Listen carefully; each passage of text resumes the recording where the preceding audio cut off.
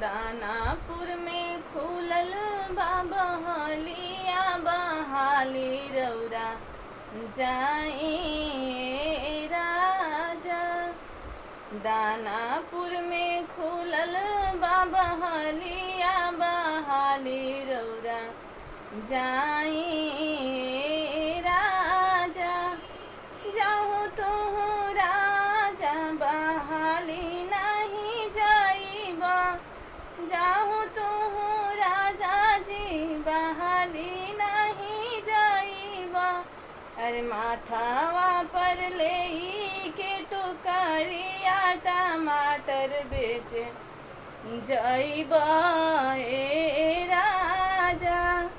माथावा पर ले के टोकरिया टमाटर बेचे जाइबा ए राजा।